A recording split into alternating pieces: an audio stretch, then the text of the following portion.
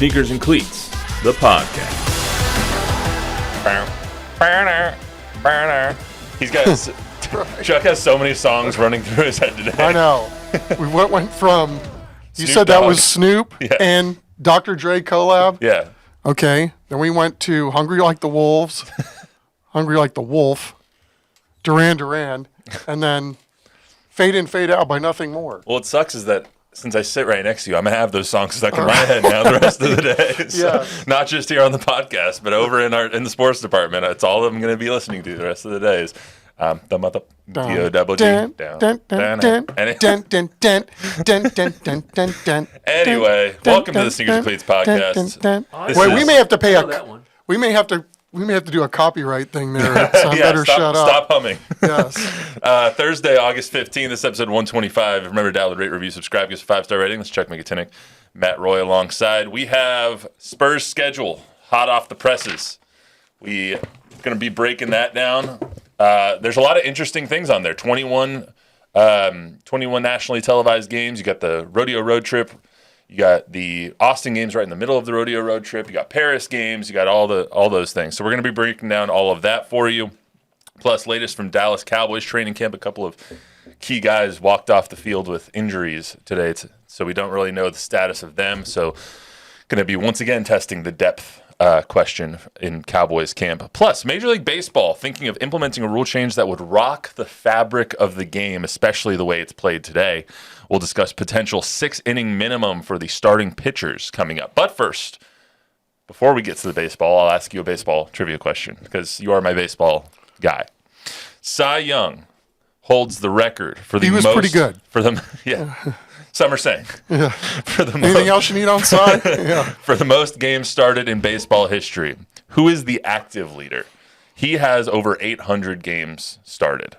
So, and he is the leader. You were kind enough to give me a heads up on this, but I had no time to even think about how this was going to go. So, the two guys that I said earlier are the two guys that I'm sticking with, and I'm sure I'm 100% wrong. Which are? Scherzer and Verlander. I told you earlier. Just think old. Like who are the oldest guys? Those dudes are old. They are old. They are old. All right. So those are your. But you never know by the way they throw it. That's true. It's a good point. I mean, Verlander is what 41 now? Is he 41? 40? I don't know. Something like that. Anyway, sounds about right. It's the Tom Brady of baseball. No one will exceed Nolan Ryan, who is second on this list, by the way. Nolan Ryan, I think, started 783 You said games. current though, right? Yeah, current. Okay. Current. I'm just saying. I have the you. list right here. Cy Young started 815. Nolan Ryan started 773. So I mean, it's pretty crazy. But all right, let's get to the Spurs. Everyone think about that. Let's get to the Spurs schedule. Luis, if you could throw up the opening few games for us. Yep, that's the right one. So this is how they start out. They start at Dallas on October 24th, which is my birthday. Happy birthday, Matt. I think pandering. Hey, that's a great present for me. I mean, I get to watch some, and we have TNL that day, so that's a great start. Right. But that's how they start is at Dallas. Then they are home against Houston, twice. They actually play Houston 3 times in the first 8 games, and then they are host Dallas after that. So a lot of Houston early. Yeah, right. And don't they play them in the preseason too? Houston? Yeah. And so they basically play Houston 3 times in the first 8 games, and then they don't play them until I think March. It's kind of a weird scheduling thing. Their first home game is going to be against Houston on that 26th. Overall, you look at it though, you have 21 games nationally televised, if you include NBA TV. Can we count NBA TV if you can't find it on the dial? If you can't find it on the dial. Okay, I know, but still, it's still more national games than they had last year. Correct. They had 19 last year, and some of those ended up getting flexed out because they were a bad team. So they were scheduled 19. That includes NBA TV. This year they have 21, but what we saw last year with how they scheduled those nationally televised games is they were all early. Right, and I think like 13 or 14 of them before Christmas. Most of them are all early now this year too, right? Well, I mean, they have nationally televised games going to March 29th. But I mean, the converse could be true this year too. Like you could actually be flexed into some games late in the year too, Correct. Depending on what's going on. You could, and that's why on a lot of schedules you see open dates later in the schedule, but they're much more spread out this year, which makes me think that the NBA is anticipating the Spurs taking a leap. I would think so. I mean, I think that's fair to argue too. I mean, you would think, especially with the way they played towards the end of the year, and then, it seems like the global brand that is Victor Wembanyama would only serve these networks to have them on more. Yeah, and he's the gift that keeps on giving, right? Like that's the one X factor with the Spurs season that we really don't know. How good is he going to be? How much better is he going to be when you're thinking about, he was already Rookie of the Year and came in second Defensive Player of the Year. You saw how good he was in the Olympics, and especially in that last game. How good is he going to be this year? And I think we're going to find out really early on national TV exactly how good he is. Yeah, and I think there was some pressure on the Spurs to get better too, because you remember last year they were playing on a nationally televised game, and whoever was carrying that game had to break away from the game because the Spurs were getting trounced so bad. And have it on pretty good authority that the league called them and said, look, let's go. I mean, you got to pick this up. And this is not how we want the product to go out over the air. I believe that was one of the games during their 18-game losing streak which didn't help that 5 games in, they're 3-2, and then they lose the next 18. So it doesn't really help when you have a lot of televised games early and you lose 18 in a row. So, but that makes a lot of sense is that this is the next star. This is Anthony Edwards, Luka Doncic, Victor Wembanyama. Those are the next stars of the NBA. I mean, Steph Curry's not on his last leg, but he's going out. LeBron, he's going out. KD, they're going out. You have to have that next generation of star, and Victor is that person, especially on the international stage. Luis, the Austin graphic that you have queued up, let's play that one.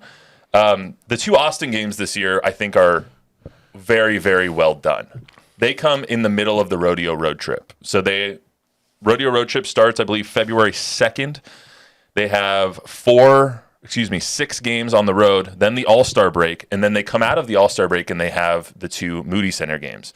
Obviously, the whole thing of them playing in Austin is a whole different conversation, but having those 2 games right then makes a lot of sense to me. You're having basically 8 days off, and then you play a back-to-back in Austin. At least you get some time, in the middle of that arduous month-long stretch of the Rodeo Road Trip to kind of come home, be near your house, be in Texas, and kind of relax. Yeah, and I mean, you'd have to think on the surface, too, you're roughly getting home games in there, right? I mean, you have to think that the preponderance of fans in Austin would be Spurs fans those days, too, especially with them being gone. So that's actually, whoever thought that was a good idea, I 100% rubber stamped out. 100%. Like, that's just a very smart idea. Like, no matter how you feel about them, playing in Austin, it's a very, very intelligent idea to put them right then. Right, you kill 2 birds with 1 stone. Exactly. You're playing, quote unquote, time away from your home arena, but yet you're still being served home games. And something we found out a couple of months ago is that the Spurs will be playing in Paris this year. Those games are going to be on the 23rd and 25th of January. There you go. Those games are going to be played on the 23rd, 25th of January. One of them counts as a home game for... Is that my phone? One of them counts as it's like squirrel for me. It's like, squirrel. One of them counts as a home game for the Pacers. One of them counts as a home game for the Spurs. I think that they make the most sense, obviously, to have those Paris games. But now that we know exactly when they are, don't know if the Cowboys are going to be going there, I think that's probably a good time to have those 2 games as well. I think from the San Antonio sports perspective, yeah, it's a little sauce for the goose, too. And plus, that first game is during the week. So... it's pretty cool, and Saturday doesn't mess with Sunday football. So overall, they have 3 games, basically 3 home games that aren't at home. You know what the argument is going to be? 38 home games. You're taking away from your fans 3 games a year. Do you think that there's any problem with them playing 1 in Paris, 2 in Austin, or? No, I think it's unbelievable brand building. A chance to further your brand in your marquee players' home country for 2 games, win-win on the global market. And then, again, you're spreading your brand past the 2-1-0, but, if people want to go have a night in Austin and have a chance to go out and see the Spurs on the same night, and then also build your fan base even bigger when they're right up the road, I just don't see any harm in any of this in terms of, if you have 41 home games a year, are we going to really start smashing this thing into oblivion or pound sand to the point where we're worried about, oh my gosh, 3 home games are going to be somewhere else? I'm certainly not going to lose a wink of sleep over this one. I think it's very telling that what the NBA thinks of Victor. when you have all of these nationally televised games, you have them going to his home country to play games and choosing them, obviously, to play there with them. I think it's just very telling what they think Victor can be and will be, what the Spurs can be and will be. And why not? Right. I never understood the argument against like the England games when you or the Germany games or anything like that when the NFL does it. I mean, I don't understand why they're going to Brazil, but that's a whole nother issue. Why not expand across the sea and try and get more fans to watch your game? We saw in the Olympics, it's an international game. It is an international game, basketball now, and the players, the talent everywhere is growing by leaps and bounds. Why not try and get them to watch your league? Well, I mean, just this week, Sportico came out and said that the Cowboys are the first team that's over $10 billion. Look what they do with training camp every year. Mm-hmm. And even this year in Southern California, I think there's 6 teams. There's at least 5 out there training. The Raiders are out there. So this is a chance to, again, back in the early days, the Cowboys brand build by having their radio pumped into Phoenix and all of Arizona, and you're just slowly but surely spreading your brand, but you're also building a fan base with younger fans who may get exposed to your team out there. And you're talking about, the fans in Dallas are always going to be there. The fans in Texas are always going to be there. But by doing this strategery every year, again, the Spurs aren't the only ones. The NBA, certainly not the only ones that have ever thought of this kind of stuff. It's a proven thing over time that if you expose your players or your team to different areas, you got a chance to help build. If anybody disagrees out there, just throw us a comment on Facebook or YouTube or whatever, and we'll read those on the air, because I really just don't see an issue with them playing. If it was 5 games, maybe 10% of your home schedule, I'd get a little upset. It's almost 10 games. I mean, it's almost 10%, I guess, because you have 41 games at home, but still, it's like, what's the harm? Right. I mean, in this day and age, too, where everybody's on TV, I mean, if you're a kid living in San Antonio or a kid living in Austin or anywhere, and, your parents won't take you to a game or you don't get to go to a game, and you see LeBron on TV every single game, well, or he's on as much or more than anybody, then how can you blame the kid if he turns out to be a LeBron fan or a fan of whoever LeBron is playing for in that particular year? I mean, right? I mean, you've got your own stories about how your teams are all spread out. I know that's been a case with me as well. So, again, we live in a day and age where you have to kind of move the product around to try to build your business. There's also a lot of younger fans now that they aren't fans of teams, they're fans of players. Like, I know I'm a Heat fan because when I was a kid, I rooted for Shaq. Shaq got traded to the Heat. Then I fell in love with Dwayne Wade. I love Dwayne Wade. He's my favorite player of all time. And so now that's why I'm a Heat fan. That's more and more common nowadays. Like if Victor was to leave the Spurs, and please don't say that I'm saying that he's leaving the Spurs, but if he was to leave the Spurs and go to Minnesota, there's a lot of people that are Spurs fans right now that would go and be Minnesota Timberwolves fans just because of Victor. And that's just how things go now. So I think it's really smart to try and appease as many fans as possible by getting as many games in many different places as possible. And it creates novelty too. I mean, and I think that's what every business is looking for, right? You want something that's not common so that you can, make a big deal about it or get somebody interested that maybe not is interested, or even, like your team going to Paris. I mean, what's been the buzz around the newsroom? Like, who doesn't want to go to Paris to have to go cover, the Spurs? I mean, it's not just right up the road in Austin, right? I mean, there's a million reasons why this is a good thing. Besides that, you pointed out to me they have a really tough stretch at the end of the season. 20 out of 35, right? Correct. Yeah. I mean, just, that was the first thing that caught my eye, because usually my eyes are always drawn to the Rodeo Road Trip. That can be a very tough stretch. And, especially when you're not winning games. Right. When the Spurs had, Tim and Manu and Dave and Tony, they did a pretty good job of handling that and really team building during that time. And I'm not saying that the Spurs haven't team built during that time now or recently. It's just, it's harder when you haven't won. Mm-hmm. And so those teams were able to figure it out, I think, a little quickly because of how good they were and how you make that work to your benefit later in the season. this is still a very tough stretch for them, I think, in the recent years. And now, again, you add 20 of 35. That's 20 of 35 on the road. On the road to end the season. I mean, so you would think on the surface, this team is going to have to get off to a much better start than it did a year ago, if it has designs on at least being a play-in team. I would argue that it's hard to get off to a worse start. I think that's fair. It's pretty impossible, seeing as that they started 3-20. If they start 2-21 this season, I'm not watching a game the rest of the year. Write that down. No, there's no. I don't think there's no chance of that happening.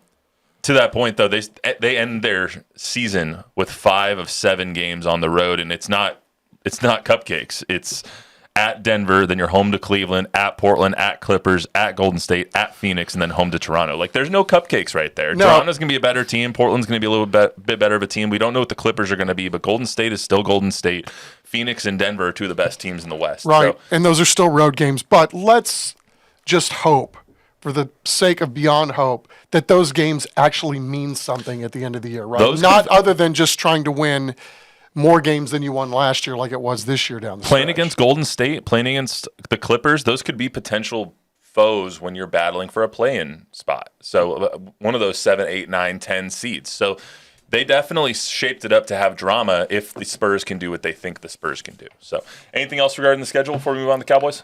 Nope. It's hard to get excited for me personally when it feels like we're just in the throes of football season starting. So, again, I just look forward to seeing how it all plays out when it all plays out. When does it start? Late October? October 24th. Bob? I guess it'll be here before you know it. Right. Crickets in the comment section. Damn, come on, guys. Hey, what about you? It's football season. What do I think of the schedule? Yeah. Did you look over it? It's obvious that the Spurs are moving to Austin, right? Because they're playing in Austin. Shut up. All right, we're not talking anymore. All right, we're going to move on to the Cowboys. So the Cowboys had another injury, unfortunately, this week to their tackle situation. So they already lost Chuma Edoga, who we talked about on Monday. They also lost Earl Bostic with an ankle injury. Don't know the severity of that one quite yet, but it's another question of what the depth is going to be, especially at that position. They signed Cole Cabral, ASU legend, forks up, from the Michigan Barnstormers. Is that the UFL team? Whatever it is. Showboats? Michigan Panthers. Yeah, that one. From the Michigan Panthers. Wow, I can't believe I was spazzing on that. That's horrible. That's just not where my brain is right now. I haven't really thought about it yet. But anyway, so they signed Cole Cabral. Is it the Michigan Panthers? I think I'm tripping on it. Let's move on now. Yes, please. We're talking Please XFL, join the comment section. Yeah, somebody help us out. Anyway, so they signed Cole Cabral. How concerned should they be with the depth? Because then today we saw Brandon Cooks go down with an apparent upper body injury. You saw Donovan Wilson go down. He's back on the field, but he went down with an injury a little bit during camp today. So how concerned are you with the depth of this team? Well, it's hard for me to get too excited this part of training camp, but I'll take my cues from the team. And they've already made a trade to get another defensive lineman in. They got the Phillips, the veteran player. And again, sneaky little pickup, a guy with 20 career sacks and, a plugger. And, a guy doesn't have a 10-year career for no reason. So right. he's probably going to be, the Texans have done a really good job of picking up that kind of player during the offseason. So 6'6", 330 is what he weighs in. So, I think they're starting to get to the point where, there's still some time to pivot out of where they're at to try to build the back end of their roster. And I think with the movement that we've seen the last couple of days, they are starting to get concerned that this at some point, it's not quite where San Francisco is in terms of the injuries, but, you want to try to stay ahead of this kind of stuff as much as you can. And, kudos for the Cowboys for being proactive. That's not something we've associated with them very often. Speaking of not being proactive, Stephen Jones today had a comment on Dak and CeeDee's contracts on their YouTube page. So this is what he said regarding the contract talks ongoing. They're evolving. I know everybody likes them to be done immediately. As I said, it's a challenge for us in terms of working 3 of the better football players in this league, trying to get them in a situation where they're happy about it, works well for us. We'll continue to work. Pencils are up. We're working hard at it. Hopefully, we'll continue to make some progress and get one or two of these guys done. Obviously, those one or two guys would be CeeDee and Dak and not Micah. I look around the league and I see people getting this stuff done.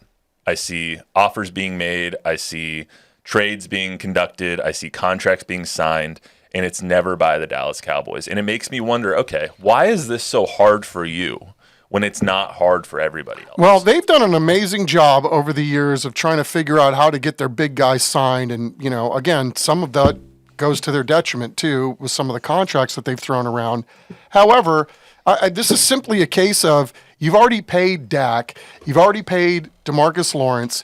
You had some other bad contracts that are still probably eating away at your salary cap. So a lot of this simply is they've already spent some of this money, and there is a ceiling called the salary cap. And I would imagine it's really difficult because all of these deals that they've made up to this point, and I don't know that there are many of these deals where even in real time we were going, oh, this is a bad deal, or I wouldn't have done this.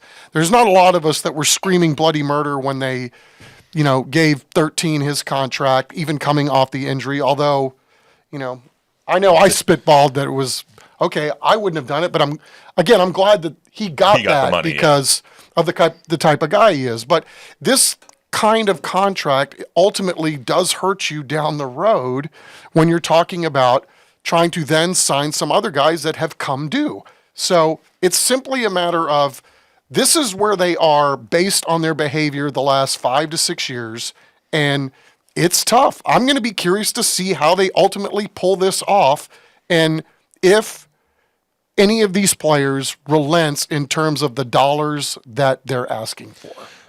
I just don't. The Cowboys are up against it again because you have the whole Brandon Aiyuk situation that's playing out right now. He's going to make $32 million a year, 31, whatever the offer is right now. I think New England offered him 32, and he didn't want to go to New England. But he's going to get 32, and that means the CeeDee has a very justifiable case to be like, I'm way better than him. Also, BA Forks Up, another ASU alum. Played with Cole Cabral, just saying.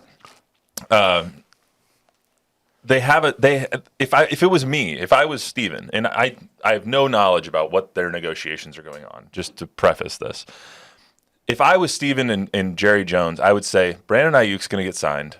He's probably going to drive up the price even more. I would have looked at this before and be like, okay, I need to get this done now. What is he asking for? Is it really worth fighting over $1 million, or maybe, I don't know if they're fighting over years, but is it worth fighting over the money at this point when you're just getting raked through the coals? Sure, but is that trade still on the table? Potential of him playing somewhere else? The rumor was that that Pittsburgh and the Niners have a deal in place. So, that ultimately, and I know nobody wants to talk about that, but if nobody budges and we still have Micah and CeeDee and then Dak wanting his second big bag, maybe it's going to be impossible to pay all three of those guys the way they want to get paid. And then at some point, you may have to consider what the 49ers are doing too. And the other side of that is for Aiyuk is that there are other really talented players on that offense. How much of what he gets is because your running back is so good, because your tight end is elite. They've got other receivers that can go catch the ball. Debo, obviously. So, yes. So, again, that's up for other teams to decide how they're going to, they're going to pair this, or for the player to decide how that's going to all work out. But again, if all three of these guys want their bag, I don't know that the Cowboys are going to be able to do it. There's only so many dollars under the salary cap. But you can also see how untalented this team is besides CeeDee on offense. Like, he had 180 some odd targets last year. Who are you throwing those to? Jalen Tolbert? Like, he's not at that caliber of player. Brandon Cooks is not that caliber of player. Plus, Brandon Cooks is going to get hurt at some point this season. We know that from his past history. So you're going to be without him. And he's an older player. Yep. Who are you throwing the ball to? Kevontae Turpin at this point? You need CeeDee on this team. I am in favor of not paying receivers because I think that they grow on trees a little bit. If he was going to play this season and you could replace him next season, then that would be what I would do. But at this point, you don't have the resources to replace him because you didn't draft anybody to replace him. You don't have those young guys coming up to replace him. It's not like in Denver, just for example, they traded Jerry Jeudy because they have Marvin Mims and they really like him. That's not the situation you're in. He has you bent over a barrel, just like Dak has you bent over a barrel.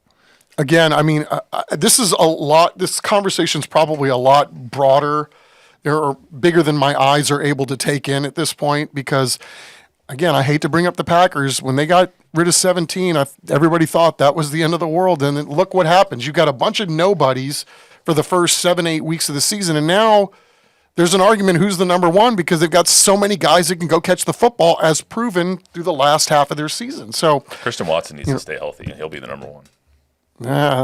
Dobbs is pretty That's darn true. elite. It's a Yeah. Good point. It's a good point. All right, let's get to the trivia answer before we get to baseball real quick. So you're sticking with Verlander and Scherzer or Scherzer. Yeah. Give me one of them.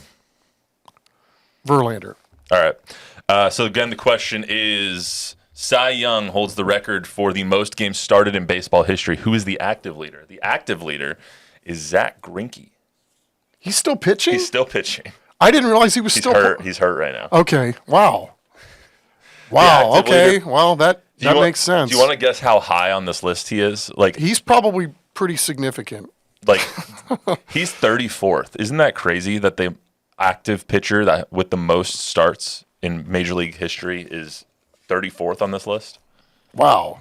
Well, Scherzer- times have changed. Scherzer is the third highest active player. Where's by the way. Verlander's nowhere near? Verlander is second. Verlander is 43rd on this list.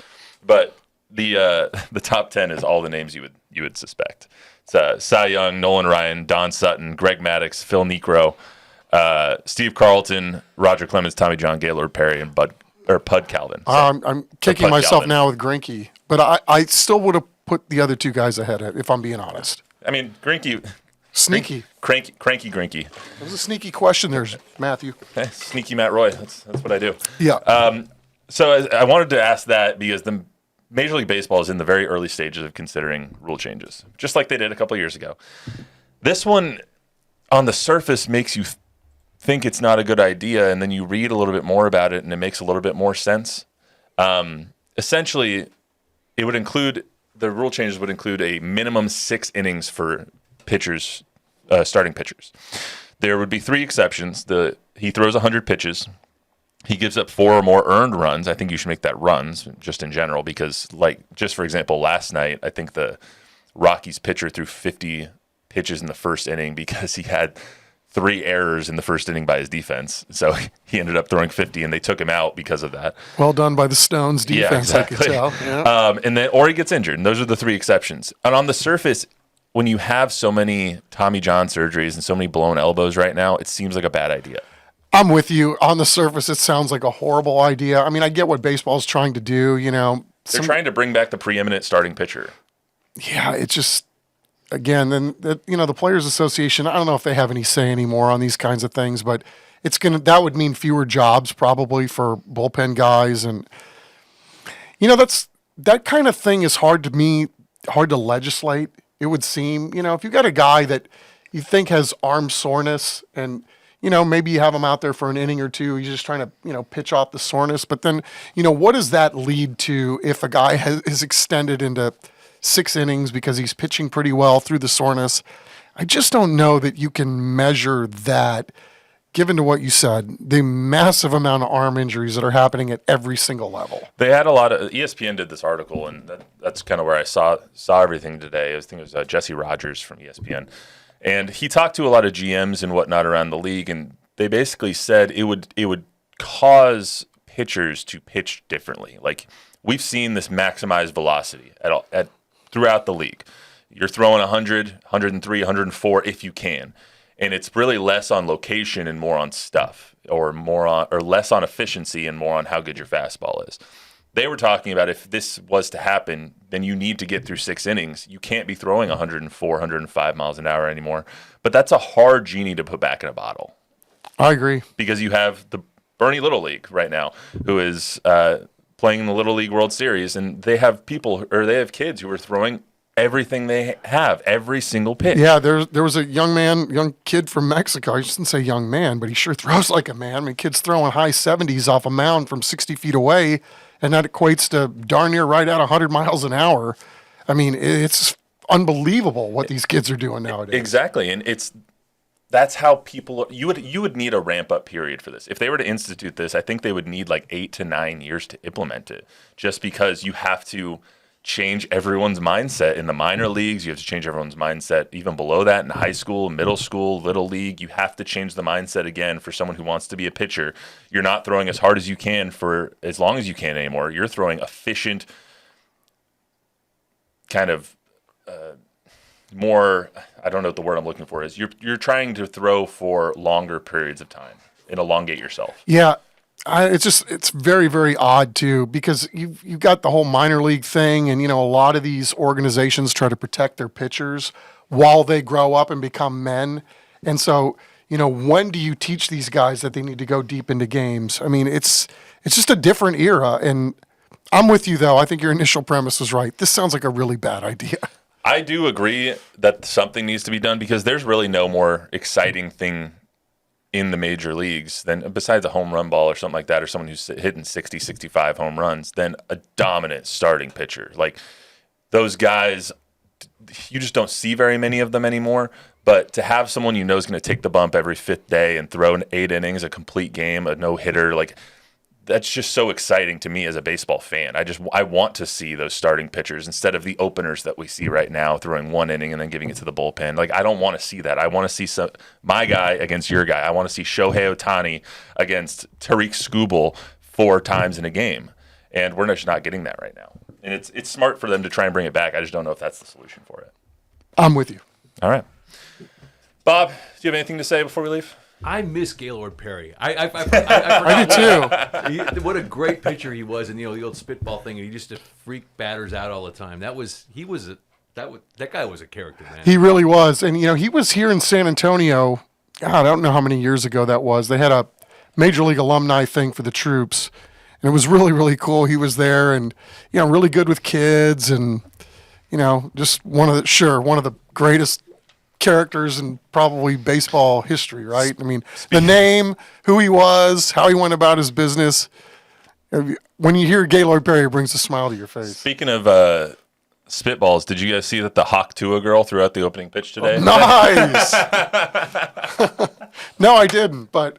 She did. She threw out the opening pitch. She threw a Hawk Tua, huh? I watched it. I want to know if she spit on that thing before she threw it. Anyway, I hope they're not Load them up. I hope they're not listening up in the newsroom right now. Anyway, that's all we got for you today on the Sneakers and Cleats podcast. Remember to download, rate, review, subscribe. Give us a 5-star rating. Tell a friend, tell an enemy. We'll be back on Monday. It'll be just Chuckster and I, because Don is not going to be here on Monday. So we will see you then.